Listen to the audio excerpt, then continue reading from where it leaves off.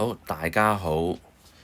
咁今次呢，就係想繼續介紹清朝郵票嘅第二講。咁今次講嘅呢，就係小龍郵票，就係海關時期嘅小龍郵票啦。咁其實第一套海關時期嘅郵票呢，就係大龍郵票。咁而大龍郵票呢，大概用咗7年度啦。咁啊，跟住就出咗個小龍郵票。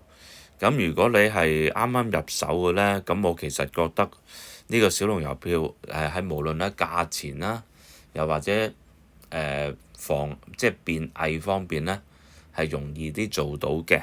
咁變咗你買翻嚟就用唔會買到啲假貨啦。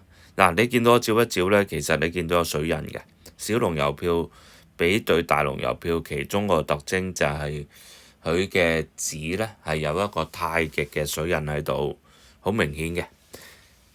好啦，咁而小龍郵票呢，收藏方面或者個價錢呢，大概一個啦。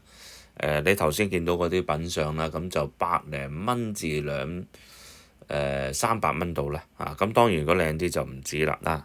當然啦，個品相啦，咁同埋就睇下會唔會有啲特別嘅蓋印，又或者係會有錯體嘅形態啦。咁頭先呢，你見到啦1分錢呢就綠色，5分呢就係黃色，頭先紫紅色少少呢就3分錢。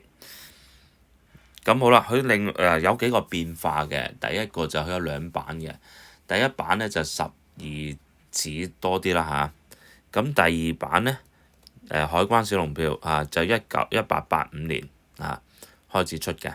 咁原因就係大龍票嗰個模組呢就磨損得太厲害啦。咁而佢小龍票嗰度呢，亦係比較成熟啲啦。例如呢，佢會有太極水印嘅紙啦。咁佢亦係個模呢就拼合翻嘅。當我哋收藏小龍票有幾樣嘢要注意嘅，即係除咗頭先係有2版，咁另外有個無齒嘅，咁亦面頭有加蓋唔同嘅銀碼嘅。即係話佢用翻啲洋銀嗰個數量去計算。咁而喺小龍票呢，大家要留意就盡量避免光線，因為佢褪色得好緊要嘅。咁所以嗰5分錢票呢，黃色呢，佢有時都會褪得幾緊要，即係3分5分都係，1分就好啲啊。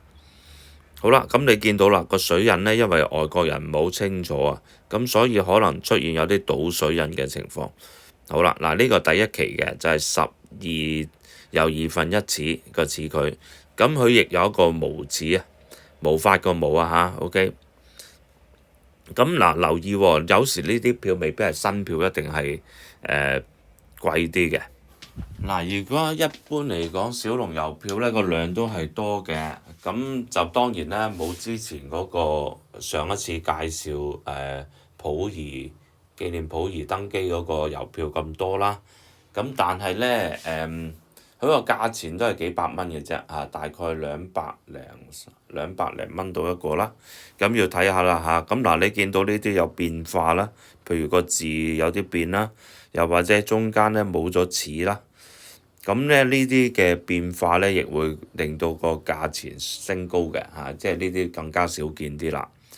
咁另外呢，就你睇翻陳兆漢呢本啦，你見到佢有個顏色亦有啲變化嘅。咁呢一啲呢，亦係影響個價錢。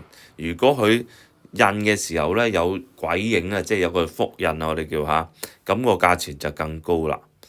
咁當然啦，如果你幾個連埋嘅，咁就更加犀利啦好啦，咁我跳翻去先。佢另外一個變化就會係小龍郵票有加蓋咗個小字嘅。咁呢個亦係啦，就係因為呢之前係講緊幾多銀啊，咁佢而家就用翻幾多 cents 即係跟翻洋銀啦，我哋叫咁呢度亦係有唔同嘅價值佢都係加蓋上去嘅啫。咁佢基本上第2版呢就會多少少呢啲咁嘅加蓋。咁佢個齒距呢就大概係11又4分3度啦。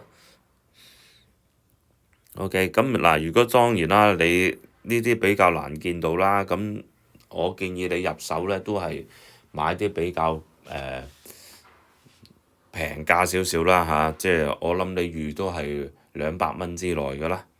咁你起碼就掌握下，或者你睇到個紙質嗰個紙質嘅變化。OK，咁嗱，如果因為你特別留意咧，佢有時有啲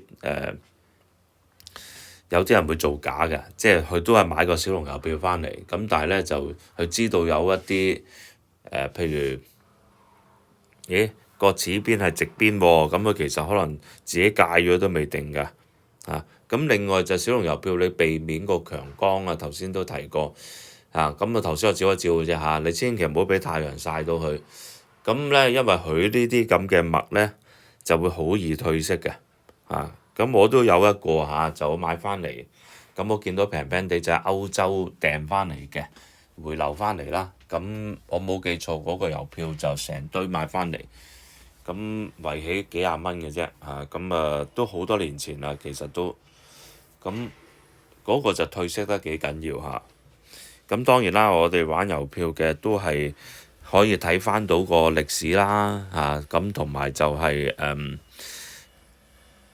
我自己始終都覺得咧，喺清朝郵票嗰度咧，佢講緊嗰個數量都係，就算佢點多都唔夠100萬，即係100幾十萬嘅啫。通常印刷咁變咗係，而呢啲亦冇辦法，比較難咧。